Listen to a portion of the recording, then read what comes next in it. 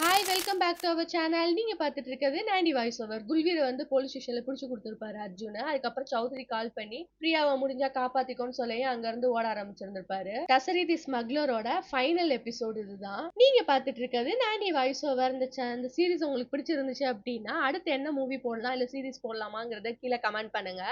இப்ப வாங்க நம்ம வீடியோக்குள்ள போலாம். அர்ஜுன் வந்து அங்க ஒரு டாக்ஸியை பிடிச்சு வேகமா வராரு. அப்ப வந்து காட் கிட்ட ஃபோன் பண்ணி இந்த மாதிரி பிரியா எங்க இருக்கான்னு கேட்கும்போது, சார் நான் என்னோட பேரண்ட் டீச்சர் மீட்டிங்க்கு வந்திருக்கேன், அதனால நாங்க இல்ல பிரியா மேடம்கிட்ட சொல்லிட்டு தான் வந்தேன்னு சொல்றான். அதனால இன்னமும் அர்ஜுனுக்கு ரொம்ப டென்ஷன் ஆகுது. வேகமா சேஃப் ஹவுஸ் வந்து தட்டி தட்டி பாக்குறான். பிரியானா அவ வரவே இல்ல. பயந்து போய் பின்னாடி பார்த்தா அவ அங்கதான் நிக்கிறா. வேகமா போய் கட்டி பிடிச்சுக்கிறான். நேரம் சௌத்ரி கிட்ட இருந்து கால் வருது. இப்போ வந்து நான் பிரியாக்கு வந்து உயிர் பிச்சை கொடுத்துருக்கேன், ஆனா எல்லா டைமும் நான் இப்படி நடந்துக்க மாட்டேன், இதை மனசுல வச்சுக்கிட்டு இனிமே நீ உன்னோட வேலையை பார்க்க ஆரம்பி அப்படின்னு சொல்லி போனை கட் பண்ணிடுறான்.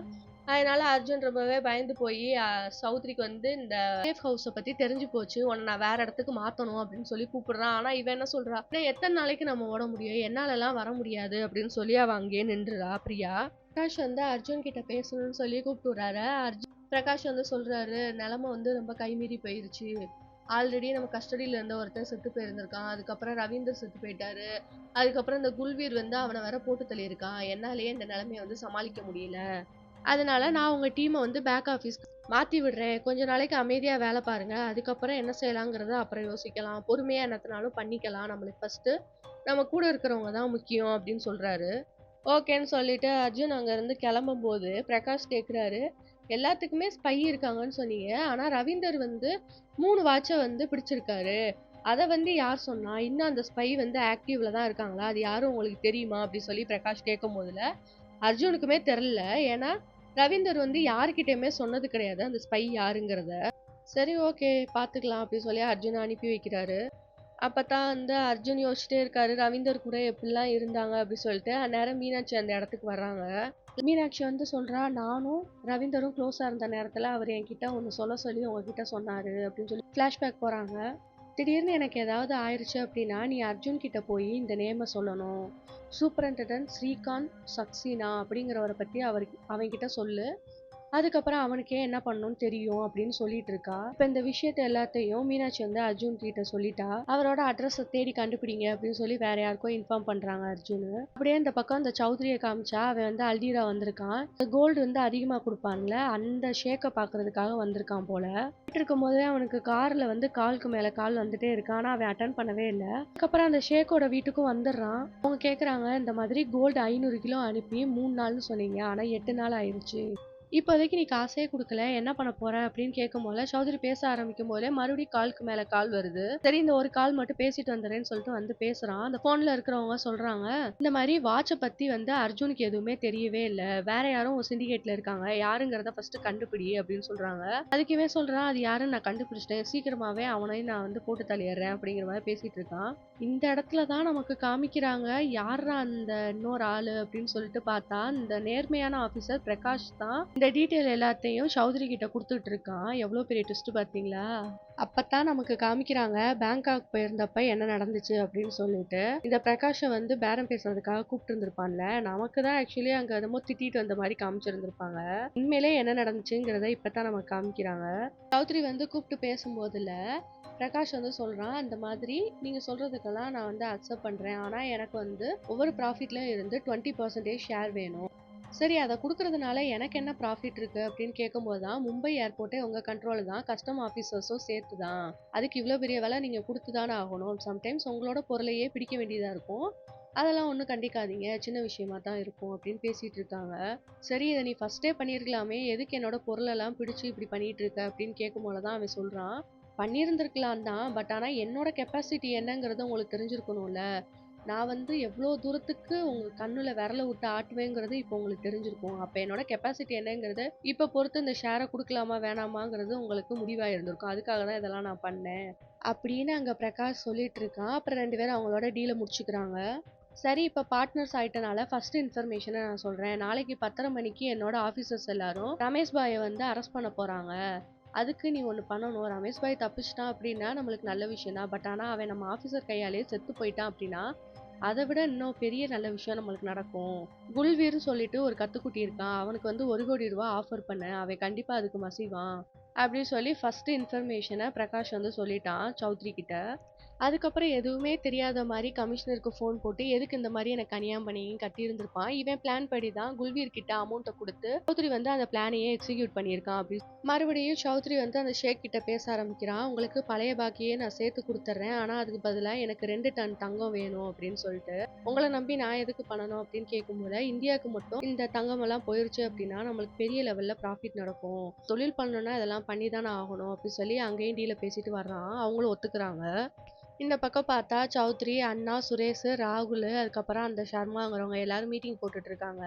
இந்த பிரச்சனையிலேருந்து நம்ம வெளியே வரணும் அப்படின்னா 48 மணி நேரத்தில் 2 டன் தங்கத்தை நம்ம வந்து இந்தியாவுக்கு கொண்டு போகணும். அது பார்த்தா அந்த சர்மா வந்து நியூஸ் பேப்பரை கொடுக்குறாரு. இந்த மாதிரி 40 பேர் வந்து ஃப்ளைட்டில் இறந்து போயிருக்காங்க, அவங்க பாடியில் வச்சு நம்ம தங்கத்தை கடத்திடலாம், அதுக்காக நான் வந்து டாக்டர்ஸை கூட அரேஞ்ச் பண்ணுறேன்னு சொல்லும் போல சுரேஷ் வந்து அதெல்லாம் வேண்டாம், நம்ம வந்து அந்த பெட்டியிலேயே வச்சு நம்ம தங்கத்தை கடத்தலாம் அப்படின்னு சொல்லி ஐடியா கொடுக்குறாங்க. அவங்க எல்லாரும் ஒத்துக்கிறாங்க. இந்த பக்கம் அர்ஜுன் வந்து பூனேக்கு வந்திருக்காரு அந்த சாரை பார்க்கறதுக்காக. அது யாருன்னு இப்பதான் நம்மளுக்கு காமிக்கிறாங்க. அந்த ஏர்போர்ட்ல ஒருத்தர் வந்து நேர்மையான ஆஃபீஸர் போக விட சொல்லியிருப்பாங்க. அவர் தான் வந்து ஸ்ரீகாந்த் சக்சேனா போல. அவர் சொல்றாரு, ரவீந்தரை வந்து நான் ஆல்ரெடி நிறைய வாட்டி வார்ன் பண்ணியிருக்கேன், கொஞ்சம் நிதானமாகவும் பொறுமையாகவும் வேலை பாருன்னு சொல்லிட்டு. இப்போ இருக்கிற பசங்களாம் எங்க பெரியவங்க சொல்றத கேட்குறாங்க, அதுக்காக நான் ரொம்பவே வருத்தப்படுறேன் அப்படின்னு சொல்றாரு. ஏன்னா வந்து ஒரு பொய் கேஸ் போட்டு என்னை வந்து வேலையிலேருந்து தூக்கிட்டாங்க. ஆனால் அப்பயே வந்து நான் ஒரு இன்ஃபார்மரை வச்சுருந்தேன். இப்போ வரைக்கும் அந்த இன்ஃபார்மர் வந்து ஆக்டிவில் தான் இருக்கான். அந்த 3 வாட்சோட இன்ஃபர்மேஷனை நான் தான் வந்து ரவீந்தர் கொடுத்தேன், அதனால தான் அவன் வந்து அதை பிடிச்சான். ஒருவேளை அவனுக்கு ஏதாவது ஆயிருந்துச்சுன்னா உன்கிட்ட இதை பற்றி பேச சொல்லி அவன் சொல்லியிருந்தான் அப்படின்னு சொல்கிறாரு. அப்பதான் அவருக்கு யாரோ கால் பண்றாங்க. டைமிங்ல கால் வருது பாத்தியா அப்படின்னு சொல்லிட்டு ஒரு பட்டன் செல் எடுத்து ஃபோன் அடிக்கிறாரு. யார்ரா அந்த இன்ஃபார்மர்னு பார்த்தா அதுக்கு மேல பெரிய ட்விஸ்ட் இங்க என்னன்னா அந்த இன்ஃபார்மரே சுரேஷ் தான். இந்த மாதிரி 2 டன் தங்கத்தை வந்து சவப்பெட்டியோட வச்சு கடத்த போறாங்க அப்படின்னு சொல்லும் போதுதான் சுரேஷ் எப்படி ஒரு இன்ஃபார்மரா மாறினாரு அப்படின்னு இப்பதான் வந்து பாஸ்ட்ல காமிக்கிறாங்க. ஸ்ரீகாந்த் சக்சேனா வந்து வேலையில இருந்த நேரம் 2012ல சுரேஷ் வந்து அல்டீரால இருந்து இங்க வந்திருக்காரு. அவர் மேல கொஞ்சம் டவுட் வந்து அவரை கூட்டிட்டு போய் செக் பண்ணும் போதுல அவர் என் குழந்தைக்காக இதை வாங்கியிருக்கேன் அதை வாங்கியிருக்கேன்னு சொல்லிட்டு இருக்காரு. உடனே இருந்துட்டு உன் கூட இருக்கிற ஒருத்தவங்க தான் எனக்கு இன்ஃபார்ம் பண்ணாங்க, இந்த மாதிரி உங்க ஆட்கள்ல சில பேர் வந்து தங்கத்தை உடம்புல வச்சு கடத்திட்டு வரீங்கன்னு சொல்லிட்டு, எனக்கு தெரியும் உடம்புல தங்கம் இருக்கு அப்படின்னு சொல்லிட்டு கொஞ்சம் அதை காட்டுறியா அப்படின்னு கேட்குறாரு. இவன் உடனே இருந்துட்டு இல்லை சார் என் ஒய்ஃபுக்கு உடம்பு இல்லை, அவளை பார்க்கறதுக்காக தான் வந்தேன், கொஞ்சம் என்னை அனுப்புங்களேன்னு கேட்டுட்டு இருக்கும் போல மொதல் நான் சொன்னதை செய்யின்னு சொல்றாரு. சரின்னு சொல்லிட்டு அவர் டிஷர்ட்டை கலட்டினா கோல்டு பார் வந்து அங்கங்க அடுக்கி வச்சிருக்காங்க. கிட்டத்தட்ட 2 கிலோ கோல்டு பார் இருக்கு. என்னோட ஒய்ஃப் உடம்பு சரியில்லை, அவளுக்காகத்தான் இதை பண்றேன், என்னை விட்டுருங்க ப்ளீஸ், உங்களுக்காக நான் என்ன வேணாலும் பண்றேன்னு கெஞ்சிட்டு இருக்கும் போதுல இவர் சொல்றாரு, இது 50 லட்சத்துக்கு மேல இருக்கும் இந்த தங்கம், உன்னை வந்து என்னால சாதாரணமா விட முடியாது, இன்னும் கோர்ட் வேற 2 நாளைக்கு லீவு, நீ இங்கேயே இரு, 2 நாள் கழிச்சு என்ன பண்ணலாங்கிறத ப்ரொசீஜர் படி நான் பண்ணிக்கிறேன் அப்படின்னு சொல்லும் போது அவருன்னு சொல்றாரு, நான் என் ஒய்ஃபை போய் பார்த்தே ஆகணும் சார், ப்ளீஸ் என்னை விட்டுருங்கன்னு சொல்லி கெஞ்சிட்டே இருக்கும் போல, நீங்க என்ன சொன்னாலும் நான் செய்யறேன், நீங்க என்ன கேட்டாலும் நான் சொல்றேன் அப்படின்னு சொல்லும் போலதான் அவர் கேட்க ஆரம்பிக்கிறாரு இந்த ஆபீசர். நீ எங்க இருந்து இந்த கோல்டை கொண்டு வர அப்படின்னு கேட்கும்போது அல்டீரால இருந்து. யார் இதை பண்றா அப்படின்னு கேட்கும் போதுல அண்ணாங்கிற ஒருத்தர் வந்து வெளிநாட்டுக்கெல்லாம் வேலைக்கு அனுப்புவாரு, அவர் மூலியமா தான் நான் இந்த விஷயத்த பண்ண ஆரம்பிச்சேன், இதை எப்பையில இருந்து பண்ற, 1 வருஷத்துக்கு முன்னாடி என் ஒய்ஃபுக்கு ரொம்ப உடம்பு சரியில்லாம போயிடுச்சு சார், காசோட தேவை ரொம்ப அதிகமா இருந்துச்சு, அதுக்காக தான் அந்த தொழிலையே நான் பண்ண ஆரம்பிச்சேன், மற்றபடி எனக்கு வேற ஒரு இன்டென்ஷனும் கிடையாது. சரி ஓகே, அந்த அண்ணாக்கு எங்க இருந்து கோல்டெல்லாம் வருதுன்னு உனக்கு தெரியுமான்னு கேட்கும் போல எனக்கெல்லாம் அதை பத்தி எதுவுமே தெரியாது அப்படின்னு சொல்றாரு. சார் என்னை விட்டுருங்க, நீங்க கேட்டதுக்கெல்லாம் நான் பதில் சொல்லிட்டேன்ல அப்படின்னு சொல்லிட்டு இருக்கும் போதுல இந்த ஆபீசர் சொல்றாரு, சரி ஓகே நான் உன்னை விட்டுறேன், ஆனா இன்னையில இருந்து நீ எனக்காக வேலை செய்யணும், அந்த அண்ணா கிட்ட எப்படி நெருங்கணும், அந்த இடத்துல இருந்து நீ என்னென்ன இன்ஃபர்மேஷன்லாம் எனக்கு கொடுக்கணும் அப்படிங்கிறத நான் உனக்கு சொல்லுவேன், வெளியே அவங்க கிட்ட நெருங்கி அதுக்கு தேவையான இன்ஃபர்மேஷன்லாம் நீ தான் அங்கேருந்து இனிமே எனக்கு கொடுக்கணும் அப்படின்னு சொல்லிட்டு இருக்காரு. அப்ப வந்து சுரேஷ் சரின்னு சொல்லியிருந்திருப்பாரு. இப்போ வரைக்கும் ஆஃபீஸருக்காக வேலை பார்த்துட்டு இருக்காரு. அப்படியே ப்ரெசண்ட்டுக்கு வந்து ஃபோன் பேசிட்டு இருக்காங்க. எல்லாத்தையுமே வந்து அந்த ஷேக்காக காசு கொடுக்கறதுக்காக தான் பண்றாரு. இதை வந்து நீங்க பிடிச்சிட்டீங்க அப்படின்னா சௌதரி சிண்டிகேட்டே இல்லாம போயிடும் அப்படின்னு சொல்லி இன்ஃபர்மேஷனை பாஸ் பண்ணிட்டாரு சுரேஷ். இன்னொரு விஷயத்தையும் சொல்றா, படா சௌதரி இப்போ இங்கே தான் இருக்கு அல்டீரால, மும்பைக்கு போய் தங்கம் சேர்ற வரைக்கும் இங்க இருந்தா அவன் போகவே மாட்டான்னு சொல்லிட்டு இருக்காங்க. இப்படியாவது என்னை வெளியே எடுங்க சார்ன்னு சொல்லும் போலதான் இப்போதைக்கு என்னோட நிலைமை கொஞ்சம் கஷ்டமா இருக்கு, அதனால அங்கே சர்வே பண்ண நான் எப்படியாவது உன்னை வெளியே எடுக்கிறதுக்கு ட்ரை பண்றேன் அப்படின்னு சொல்லி இவர் சொல்றாரு. அப்புறம் ஃபோன் காலை கட் பண்ணிட்டு அர்ஜுன் கிட்ட பேசுறதுக்காக இவர் வந்து உட்கார்றாரு. 48 மணி நேரத்துல ஃபிளைட்ல 40 சவப்பெட்டி வரப்போகுது, அதுல 2 டன் தங்கம் வந்து கடத்த போறாங்க அப்படிங்கிற இன்ஃபர்மேஷனை அர்ஜுன் கிட்ட பாஸ் பண்ணிட்டாரு இவரு. இங்க வந்து அந்த சவப்பெட்டிக்குள்ள தங்கத்த வச்சு மூடுறதெல்லாம் எவ்ளோ கிளியரா பண்றாங்கன்னு பாருங்க. அத அந்நேரம் சுரேஷ்க்கு ஒரு கால் வருது. அவர் வெளிய வராரு. பார்த்தா ராகுல் அவர் தலையிலே பின்னாடி இருந்து அடிச்சிடுறான். சுரேஷ் தான் வந்து ஒரு இன்ஃபார்மர்ங்கிறத சௌத்ரி வந்து இப்ப கண்டுபிடிச்சிட்டான். அதனால தான் அவள அடிச்சுட்டாய்ங்க. அர்ஜுனுக்கு வந்து அந்த சார் கால் பண்ணி சொல்றாரு, இந்த மாதிரி என்னோட சோர்ஸ வந்து அவங்க கண்டுபிடிச்சுட்டாங்க.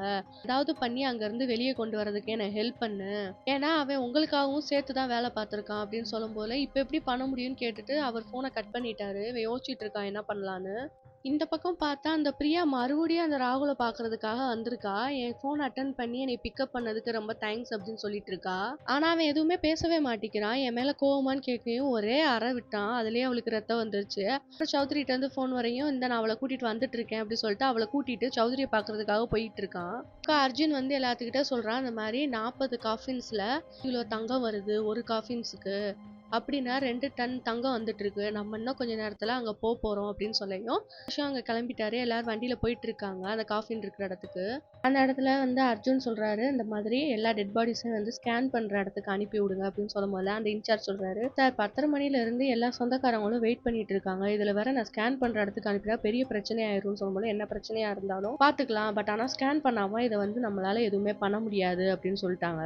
அதுக்கப்புறம் இதுக்கு முன்னாடி என்ன நடந்துச்சு அப்படிங்கறத காமிக்கிறாங்க. சுரேஷ் மேல ஒரு டவுட் வந்துதான் பிளான வந்து அவங்க கிட்ட சொல்லியிருப்பாங்க. ஆனா ஆக்சுவலி இவங்களோட பிளான் என்னன்னா பர்னிச்சர்ஸ்ல வச்சு இந்த கோல்ட கடத்துறது தான். அப்படியே பிளானையே மாத்திட்டாங்க. இவங்க இந்த பக்கம் அந்த காஃபன்ஸ் வந்து செக் பண்ணிட்டு இருக்கும் போதுல பின்னாடி கூடி பர்னிச்சர் மூலியமா அந்த கோல்டு எல்லாம் எடுத்துட்டு போலாங்கிறது தான் அவங்க பிளான். இந்த பக்கம் ஒவ்வொரு காஃபனா எடுத்து ஸ்கேன் பண்ணிட்டு இருக்காங்க. பார்த்தா அதுல ஒண்ணுமே இல்ல. என்னடா ஒண்ணுமே இல்லையேன்னு சொல்லிட்டு அவங்க எல்லாம் ரொம்ப சந்தேகமா இருக்கும் போல இந்த பக்கம் அந்த பர்னிச்சர்ஸ் எல்லாத்தையும் இன்னொரு பக்கம் லோட் பண்ணிட்டு இருக்காங்க. அந்நேரம் பிரகாஷ் கரெக்டா அந்த இடத்துக்கு வந்து இந்த ஃபர்னிச்சர்ஸ்லாம் கரெக்டா ஆகுதா அப்படிங்கிறத செக் பண்ணிக்கிட்டு இருக்காரு. பிரியாவையும் ராகுலையும் காட்டுறாங்க. சௌத்ரியை பார்க்கறதுக்காக பிரியா வந்துட்டா. சொல்றா இந்த மாதிரி என்னை உயிரோட விட்டதுக்கு ரொம்ப தேங்க்ஸ். உங்களுக்கு ஒரு ஹெல்ப் பண்றதுக்காக தான் நான் வந்திருக்கேன். அந்த சுரேஷ் அங்கிள் வந்து நீங்க எவ்வளவு கேட்டாலும் இத்தனை நாள் யாருக்கு இன்ஃபர்மேஷனை சொன்னாருங்கிறத சொல்ல மாட்டார். அவங்கள விட்டு வச்சிருக்கிற வரைக்கும் உங்களுக்கு அடுத்தடுத்து ஒரு சுரேஷ் உருவாக்கிட்டே தான் இருப்பாங்க. என்னால உங்களுக்கு ஹெல்ப் பண்ண முடியும் அப்படின்னு பேசிட்டு இருக்கா. அப்படியே இந்த பக்கம் ஏர்போர்ட்ல காமிச்சா பிரகாஷ் வந்து அங்க உட்காந்துருக்க ஸ்கேன் பண்றவனை எழுப்பி விட்டுட்டு இவர் போய் உட்காந்துக்கிறாரு அந்த ஸ்கேன் பண்ற இடத்துல. அர்ஜுன் வந்து யோசிச்சுட்டு இருக்காரு, என்னடா நம்மளும் எல்லாத்தையும் ஸ்கேன் பண்ணி பார்த்துட்டோம், ஆனா எந்த இதுலயுமே கோல்டே இல்லையே அப்படின்னு சொல்லிட்டு. அப்பதான் திடீர்னு வந்து ரவீந்தர் பேசுற மாதிரி அவருக்கு தெரியுது. கன்சைன்மெண்ட்டுக்கு முன்னாடியே உனக்கு இந்த நியூஸ் வந்துருச்சு அப்படின்னா சொன்ன மாதிரியா நீ எல்லாத்தையுமே பண்ணுவ, மாத்திர மாட்டியா, கொஞ்சம் யோசி அப்படின்னு சொல்லிட்டு. அந்நேரம் மித்தாலியும் ஃபோன் பண்ணி ஒரு கோல்டும் கிடையாது, எல்லாமே கிளியரா இருக்கு அப்படின்னு சொல்றா. அவ யோசிச்சுட்டு இருக்கான். பின்னாடி திரும்பி பார்த்தா வேற ஒரு ஃபிளைட் நிக்குது. ஃபிளைட் எப்ப இங்க வந்து லேண்ட் ஆச்சுன்னு கேட்க 2 மணி நேரம் ஆச்சு. சரி அப்ப அதுல இருந்த லக்கேஜ் எல்லாம் எங்கன்னு கேட்கும் போலதான் ஹவுஸ் 2ல இருக்கு அப்படின்னு சொல்றாங்க. ஒரு டவுட் வந்து அதை செக் பண்ணணும்னு சொல்லிட்டு அர்ஜுன் அங்க இருந்து ஓடுறாரு. மறுபடியும் இங்க அல்டால காமிக்கிறாங்க. சுரேஷ் ரொம்பவே போட்டு சுரேஷ் அடிச்சிருக்காங்க. அவர் அப்படியே தர தரன்னு இழுத்துட்டு வரான் அந்த அண்ணா. அப்புறம் பிரியா போய் கேக்குறா, யாருக்கிட்ட வந்து நீங்க இத்தனை நாள் அந்த நியூஸ கொடுத்தீங்கன்னு என்கிட்ட சொல்லுங்க, சௌத்ரி அவங்கள கொல்ல மாட்டாரு அப்படின்னு சொல்லிட்டு இருக்கா. அப்ப லைட்டா சொல்றா, கொஞ்ச நேரம் இப்படியே அட்ஜஸ்ட் பண்ணுங்க, நம்மளை காப்பாத்த ஆள் வருது அப்படின்னு சொல்லிட்டு. இவங்க இந்த மாதிரி சுரேஷை விசாரிச்சுட்டு இருக்கும் போல ஆர்மி ஆபீசர்ஸ்லாம் அந்த பில்டிங்கே அப்படியே ரவுண்ட் பண்ணிட்டாங்க. அதுக்குள்ளேயே பார்த்தா வேர் ஹவுஸுக்கு இந்த பக்கம் அர்ஜுன் வந்துட்டான். அப்ப பிரகாஷ் பாக்குறான், இவன் வேற இங்க வந்துட்டான், நான் இதை செக் பண்ணியே ஆகணும் சார் அப்படி சொல்லியும் இதை வந்து நம்மளால ஓபன் பண்ணி பார்க்க முடியாது, அதுக்கான பர்மிஷன் நம்மளுக்கு கிடையாது அப்படின்னு சொல்லிட்டு இருக்காரு பிரகாஷ். அர்ஜுன் உடனே எனக்கு ஸ்ட்ராங்கா அதுலதான் டவுட் இருக்கு, நான் கண்டிப்பா இதை செக் பண்ணியே ஆவேன்னு சொல்லிட்டு 2 பேரும் வாக்குவாதம் பண்ணிட்டு இருக்காங்க. கண்டிப்பா செக்இன் நடக்கும் அப்படி சொல்ல பாக்ஸ மேல இருந்து கீழே போட்டுறான். அதுல இருந்து கோல்டு பார்லாம் அப்படியே தெரிக்குது. அப்படியே இந்த பக்கம் ஃப்ரீயா இருக்கிற பில்டிங்க காமிச்சா எல்லாரும் வந்து அரெஸ்ட் பண்ணிட்டாங்க சௌத்ரி அப்புறம் கூட இருக்கிற எல்லாரையும். அப்பதான் கொஞ்ச நேரத்துக்கு முன்னாடி என்ன நடந்துச்சுங்கிறத காட்டுறாங்க. இந்த பிளான் எல்லாமே அர்ஜுன் போட்டதுதான். வாலண்டரியா தான் பிரியா அந்த இடத்துக்கு அனுப்பி வச்சிருக்காங்க. நீ இருக்கும் போல எனக்கு என்ன பயம் அப்படின்னு சொல்லி 2 பேரும் பேசிட்டு இருக்காங்க. அவன் தான் ஃபிளைட்டும் ஏத்தி விட்டுருக்கான். அப்புறம் அர்ஜுன் கால் பண்ணி அல்டீரால இருக்கிற அந்த காயின் ஏஜென்சி இருக்காங்கல்ல அவங்களுக்கு சொன்னதுக்கு அப்புறம் தான் அவங்க தான் இந்த மாதிரி போலீஸ் எல்லாம் கூட்டிட்டு போய் சௌத்ரி வந்து அரெஸ்ட் பண்ணியிருக்காங்க. அதுக்கப்புறம் பிரியாவையும் சுரேஷையும் காப்பாத்திட்டாங்க. அதுக்கப்புறம் எல்லா இடத்துலயும் ரைடு நடக்க ஆரம்பிக்குது. சௌத்ரி சிண்டிகேட் இருக்கிற இடத்துல ட்ரக்ஸ் கடத்துற இடம், அதுக்கப்புறம் இந்த லக்ஸுரி பேக்ஸ் எல்லாம் கழட்டுவாங்கல்ல அந்த இடம், அதுக்கப்புறம் கோல்டு கடத்துற இடம் சொல்லிட்டு ஒரு இடம் விடாம எல்லா இடத்தையும் சீஸ் பண்ணிட்டாங்க. கடைசி இந்த பக்கம் கோல்டு எங்க இருந்துச்சுங்கிறதையும் அர்ஜுன் கண்டுபிடிச்சிட்டா. பிரகாஷும் சௌத்ரியோட ஒரு ஆளுங்கிறத கண்டுபிடிச்சாச்சு. மிட்டாலி போய் பலார்னு கன்னத்துல வேற ஒரு அறைய விட்டாங்க. அதுக்கப்புறம் சௌத்ரி சிண்டிகேட்டே இல்லாம எல்லா இடத்தையும் மொத்தமா அழிச்சிட்டாங்க. இதோட இந்த சீரீஸ் முடிஞ்சிருச்சு. இதுல செகண்ட் சீசன் விட்டாங்க அப்படின்னா அதையும் நம்ம சேனல்ல ரிவ்யூ பண்ணலாம். நெக்ஸ்ட் ஏதாவது உங்களுக்கு சஜஷன் இருந்துச்சு அப்படின்னா கீழே கமெண்ட் பண்ணுங்க. பாய் guys.